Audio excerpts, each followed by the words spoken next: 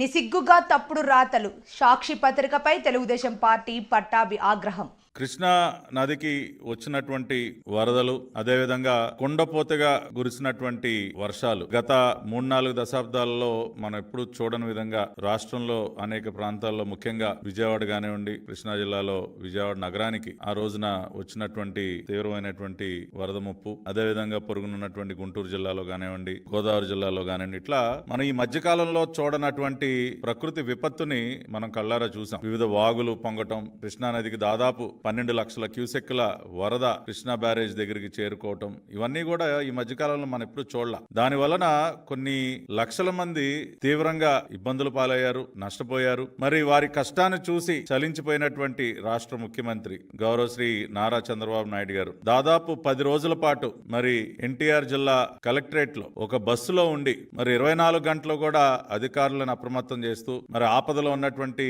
ప్రజలను ఆదుకోవటం కోసం తగినటువంటి ఆదేశాలు ఇస్తూ మొత్తం మానిటర్ చేస్తూ వరద సహాయాన్ని ఆయన స్వయంగా జేసీబీల పైన, బుల్డోజర్లు ఎక్కి, ట్రాక్టర్లు ఎక్కి, పడవల మీద అర్ధరాత్రిని కూడా చూడకుండా తన సెక్యూరిటీని కూడా పక్కన పెట్టి ఆయన వరద నీళ్ళల్లో ఏ రకంగా తిరిగారో ప్రపంచం మొత్తం చూసింది. Yes, that is Chandrababu Naidu. ప్రజలు కష్టాల్లో ఉంటే ఆయనకి కంటి మీద నిద్ర ఉండదు, ఆయన ఇంటికి వెళ్ళటానికి కూడా ఇష్టపడరు, ఆ కష్టాలు తీరే వరకు వారి దగ్గరే ఉంటారు అని చెప్పి మనం ఇప్పుడు ఏదైతే అనుకుంటాం అది మళ్ళీ కూడా రుజువైంది. ఆ రోజున చంద్రబాబు నాయుడు గారు వ్యవహరించినటువంటి తీరుని బట్టి ప్రజలకు కూడా ఒక ధైర్యం, అరే మన కోసం స్వయంగా రాష్ట్ర ముఖ్యమంత్రి రేయనక పగలనక కష్టపడతా ఉన్నారు. నడుం లోతు నీళ్లలో కూడా ఆయన నడుచుకుంటూ ఆయన ఇంటింటికి వెళ్లి ప్రజల్ని పరామర్శించి వారికి సహాయాన్ని అందించి వాళ్ళకి ధైర్యం చెప్పారు. మరి అంత అద్భుతంగా ఆ రోజున కష్టాల్లో ఉన్నటువంటి లక్షలాది మందిని ఆదుకునే ప్రయత్నం రాష్ట్ర ప్రభుత్వం చేస్తే అన్ని రకాలుగా వాళ్ళకి భోజన సదుపాయం కానివ్వండి, మంచినీళ్లు కానివ్వండి, పాలు కానివ్వండి, వాళ్ళకి ఫ్రూట్స్ కానివ్వండి, నిత్యావసర సరుకులు కానివ్వండి, బియ్యం కానివ్వండి, అన్ని రకాలుగా కూడా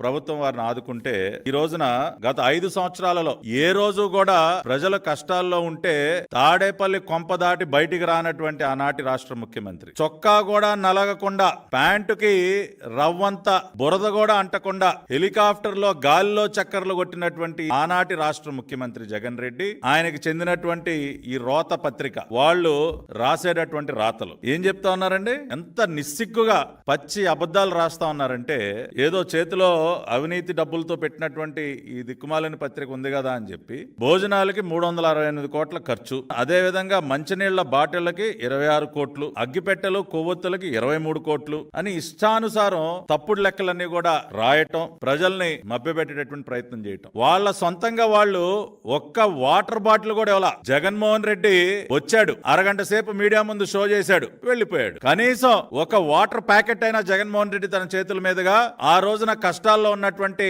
లక్షలాది మందికి అందించాడా అని అడుగుతా ఉన్నా.